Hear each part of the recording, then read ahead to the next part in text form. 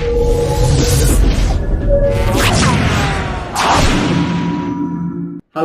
kembali lagi bersama saya Hairudin. Pada kesempatan kali ini kita akan membahas tentang gelombang. Oke, sekarang kita lanjut. Adapun tujuan pembelajaran kita adalah di mana kalian mampu menganalisa jenis-jenis gelombang yang ada pada jaringan wireless. Kemudian di mana kalian juga harus mampu menganalisa spektrum pada jaringan wireless. Dan yang terakhir itu adalah kalian mampu membandingkan penggunaan channel pada jaringan wireless. Oke, sekarang kita langsung saja. Nah, seperti yang kita ketahui bahwa jaringan wireless itu untuk melakukan transmisi data itu menggunakan gelombang elektromagnetik yang bergerak dalam bentuk kecepatan cahaya.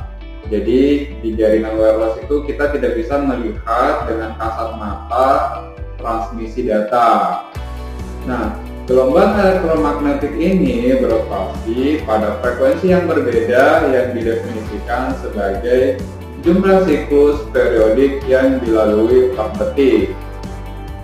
Nah, di sini kita bisa melihat satu gelombang itu di mana dari 0 kemudian naik dan turun sampai setengah, ini adalah setengah gelombang.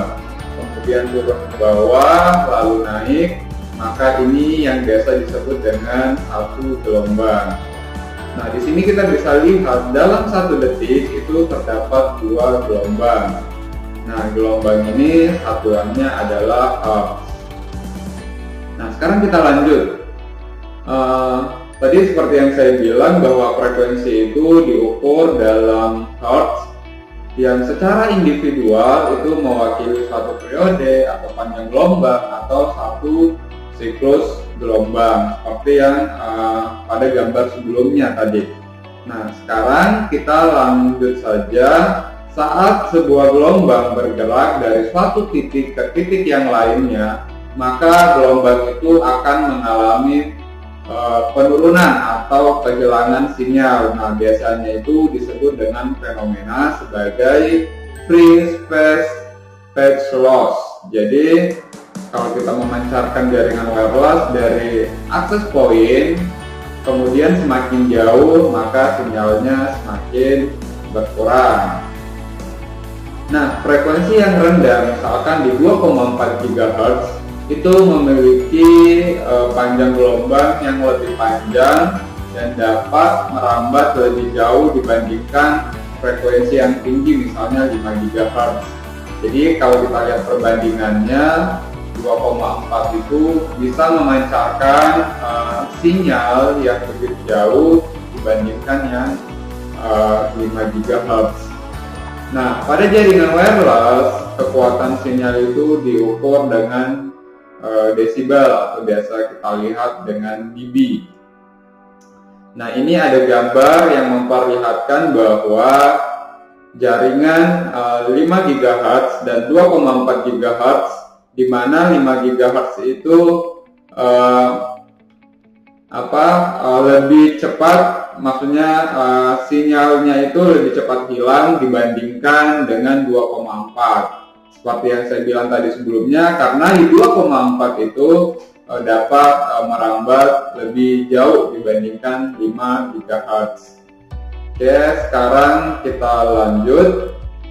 Nah, untuk hambatan atau biasa disebut dengan atenuasi atau melemahnya suatu sinyal jaringan wireless itu biasa disebabkan oleh material suatu benda. Jadi misalkan kalau kita punya access point dipasang di dalam satu ruangan, kemudian di mana terdapat orang lain yang ingin mengakses access point tersebut berada di luar ruangan atau di ruangan sebelah. Nah, itu bisa mendapatkan signal yang berbeda, di mana orang yang di dalam ruangan tersebut tanpa hambatan bisa mendapatkan sinyal yang lebih bagus. Sedangkan orang yang berada di luar ruangan yang memiliki hambatan itu biasanya mendapatkan signal yang kurang bagus. Contohnya di sini kalau hambatannya itu adalah kaca biasa, maka itu sinyal masih bisa melambat dengan bagus atau bisa menyebar dengan bagus. Tapi bagaimana jika hambatannya itu berupa beton atau konkrit atau metal atau keramik? Nah, itu akan sangat mempengaruhi penyebaran jaringan wireless. Contohnya juga kayak air atau batu bata itu juga mempengaruhi penyebaran jaringan wireless. Nah, dari gambar tersebut teman-teman bisa melihat tingkat besarnya hambatan seperti pada gambar berikut. Nah, itu bisa dilihat ada low, medium, kemudian ada high. Nah, sekarang kita lanjut lagi, spektrum radio tanpa lisensi. Apa sih yang dimaksud dengan spektrum radio tanpa lisensi? Jadi ini merupakan spektrum yang bisa kita gunakan, jadi free, tanpa harus melapor ke pihak yang menentukan penggunaan frekuensi. Jadi ini bisa digunakan di mana saja. Nah, itu kalau di jaringan 2,4 itu free, jadi kita bisa gunakan baik itu di rumah, di kantor, dan tempat yang lain. Kemudian kalau untuk selain 2,4 itu ada juga yang namanya 5 GHz. 5 GHz ini merupakan spektrum yang bebas, bisa digunakan. Nah, yang membedakan antara 5 GHz dan 2,4, di mana di 2,4 itu channelnya terbatas, di mana itu terdapat channel 1 sampai 13, bahkan ada yang 14, itu biasanya tergantung regulasi setiap negara. Tetapi pada dasarnya dari 13 channel tersebut, jika kita memasang 3 perangkat di satu ruangan yang sama, hanya 3 channel yang dapat kita gunakan. Yang pertama itu adalah channel 1, channel 6, dan channel 11.